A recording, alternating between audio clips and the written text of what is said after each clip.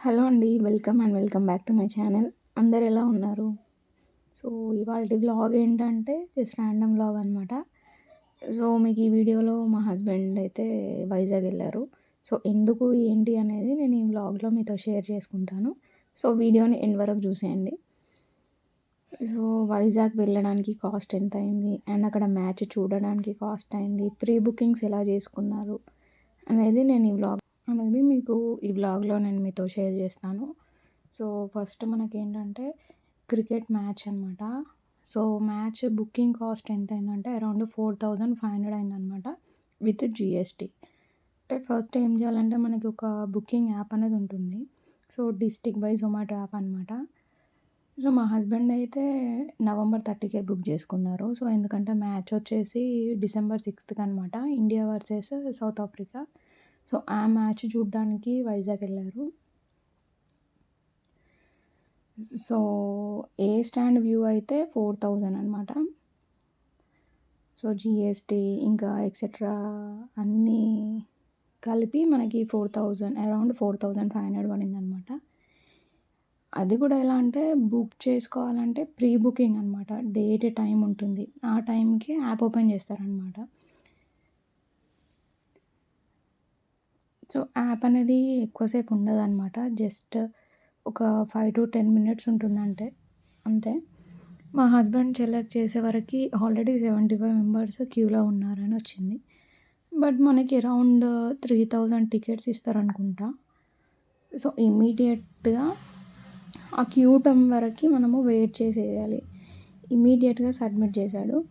So, బుకింగ్స్‌లో కూడా చాలా ఫాస్ట్‌గా చేసుకోవాలి. లేదంటే మళ్ళీ టికెట్స్ అన్‌అవైలబుల్ టికెట్ అని వస్తుంది. అండ్ ఫైనల్‌గా టికెట్ అయితే బుక్ చేశాడు.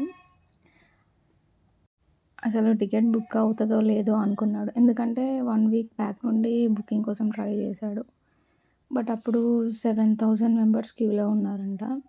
సో, ఎలాగైనా మ్యాచ్ చూడాలి ఈసారి అని చెప్పేసి హాఫ్ అన్ అవర్ ముందే ఇంకా మొబైల్స్, ల్యాప్‌టాప్స్ అన్నీ ఆన్ చేసి పెట్టుకున్నారు. సో, ఆఫ్టర్ 3 మినిట్స్ ప్రాసెస్‌లో టికెట్ అనేది బుక్ అయిపోయింది. సో, అలా స్టేడియంకైతే మనకి 4,500 పడిందనమాట. Next train journey. So, Warangal to Vizag కదా! So, Warangal to Vizag around 550 kilometres వస్తదనమాట. సో, రిజర్వేషన్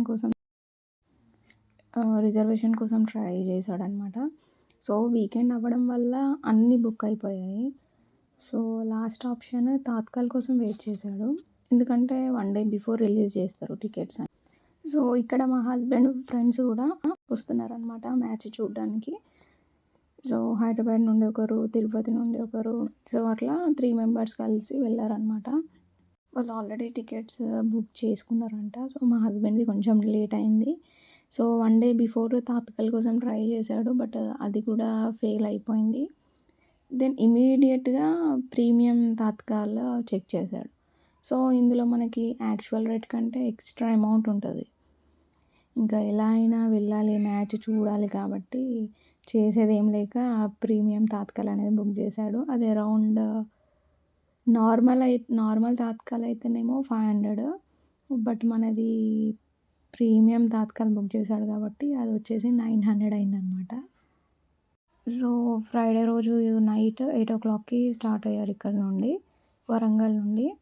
అండ్ వైజాగ్ వెళ్ళేసరికి అరౌండ్ 6:00 అలా అయిందంట. అండ్ అక్కడ ఒక 2 అవర్స్ వెయిట్ చేసిన తర్వాత వాళ్ళ ఫ్రెండ్స్ అందరూ వచ్చిన తర్వాత నెక్స్ట్ అక్కడి నుండి కాంప్లెక్స్‌కి అయితే రీచ్ అయ్యారనమాట. సో, మన దగ్గర ఏంటంటే కాంప్లెక్స్ అంటే మనము అపార్ట్మెంట్స్ లైక్ అట్లా అనుకుంటాం కదా! సో, వైజాగ్‌లో ఏంటంటే కాంప్లెక్స్ అంటే it's a bus stand. Bus stand అంటారంట. నాకు కూడా తెలీదు. మా హస్బెండ్ చెప్తున్నారు. సో, నెక్స్ట్ అయితే మ్యాచ్‌కెళ్లారంట. బానే చూసిండ్రు. ఎంజాయ్ చేశారంట. మ్యాచ్ కూడా చాలా బాగా జరిగింది. అండ్ ఇండియా కూడా విన్ అయింది కాబట్టి సో, ఇంకా చాలా హ్యాపీగా ఉన్నారు మా హస్బెండ్ అయితే. నెక్స్ట్ ఏంటంటే మ్యాచ్ అయిపోయిన తర్వాత నెక్స్ట్ సండే రోజు సింహాచలం టెంపుల్ ఉంటుంది వైజాగ్‌లో. సో, వైజాగ్‌లో ఉండే వాళ్ళకి ఇది తెలిసుంటుంది. అదొచ్చేసి మా హస్బెండ్ ఉన్న కాంప్లెక్స్ దగ్గర నుండి టెంపుల్‌కి 300 ఛార్జ్ చేశారంట ఆటో. అండ్ బస్ అయితే 25 రూపీస్ అంట. సో సింహాచలం టెంపుల్ అనేది కొంచెం పైన కొండలాగా ఉంటుంది కదా. సో ఆటో అయితేనేమో 300 ఛార్జ్ చేశారంట. అది పై వరకు కూడా వెళ్ళరంట, జస్ట్ కిందనే డ్రాప్ చేసేస్తారు. అండ్ ఆర్టీసీ బస్లో వెళ్ళే వాళ్ళైతే 25 రూపీస్. టెంపుల్ వాళ్ళ ఓన్ బస్ ఉంటేనేమో అదైతే 15 రూపీస్ అంట. అదేంటంటే చాలా రష్ ఉంటారంట, బ్యాచ్ వైజ్ వెళ్ళాలి వ్యాన్లో. సో వ్యాన్ అయితే 50 రూపీస్ అంట. కొండ పైన ఉంటుందంట. బట్ ఆటో అయితే పై వరకు పంపించరు. And mobiles, cameras, electronic items ఏదైనా ఉంటే అవన్నీ అక్కడ పెట్టేసి వెళ్ళారంట, సబ్మిట్ చేసి వెళ్ళాలంట. సో పైకైతే అలా ఉండదంట, ఎలక్ట్రానిక్ ఐటమ్స్ ఏదైనా కూడా విత్ మొబైల్, కెమెరా ఏది అలౌ చేయరంట. అండ్ దర్శనం కూడా చాలా బాగా జరిగిందంట. అండ్ ఇందులో ఫ్రీ దర్శనం ఉంటుందంట. అండ్ 100 రూపీస్ ఒకటి అండ్ 300 రూపీస్ ఉంటుంది. సో ఫ్రీ దర్శనం ఏంటంటే ఇంకా రష్ చాలా ఉంటారనమాట ఫ్రీ దర్శనం అయితే. సో 100 రూపీస్ అయితే కాస్త కొంచెం ఫ్రీగా వెళ్ళొచ్చు అనమాట. నెక్స్ట్ 300 అయితే ఈజీగా వెళ్ళొచ్చు. మేబీ ఆ రోజు విరాట్ రావడం వల్ల రష్ ఎక్కువైంది అని అంటున్నారు. ఎందుకంటే సాటర్డే రోజు మ్యాచ్ జరిగింది అండ్ సండే నెక్స్ట్ డే కాబట్టి విరాట్ కోహ్లీ కూడా అదే టెంపుల్కి విజిట్ చేశారంట. సో దానివల్ల రష్ ఎక్కువ ఉన్నది అని చెప్పేసి అన్నారంట అక్కడ చాలామంది. సో నార్మల్ డేస్లో అయితే వితిన్ 1 అవర్లో దర్శనం అనేది కంప్లీట్ అవుతుందంట. ఇంకా మా హస్బెండ్ వాళ్ళు దర్శనం చేసుకునే వరకు అరౌండ్ 2 అవర్స్ అలా పట్టిందంట. ఒకవేళ మీరు ఎవరైనా వైజాగ్ వెళ్తే అండ్ దట్ సింహాచలం వెళ్తే అక్కడ ఒక స్తంభం ఉంటుందంట, దాన్ని ఆలింగనం చేసుకోవాలంట. సో ఆలింగనం అంటే ఇట్స్ హత్తుకోవడం లాగా. సో విరాట్ కోహ్లీ కూడా అదే చేశారనమాట. మీరు రీల్స్లో చూస్తే కనుక. సో ఏంటంటే ఏదైనా మొక్కుకుంటే అది అవుతుంది అని చెప్పేసి ఒక బిలీవ్ అనమాట అక్కడ వాళ్ళకి, వైజాగ్లో ఉండే వాళ్ళకి. పూజారి వచ్చి మనకి తాడు కడతారనమాట. సో స్తంభానికి అండ్ మనకి ఒకటి ఇలా తాడు కడతారనమాట. సో అక్కడ ఉండి మనం ఒక 1-2 మినిట్స్ మనం ఏదన్నా అనుకోవాలి అంటే కోరిక ఉంటే కోరుకోవాలన్నమాట. సో అది నెరవేరుతుందని చెప్పేసి అన్నారు.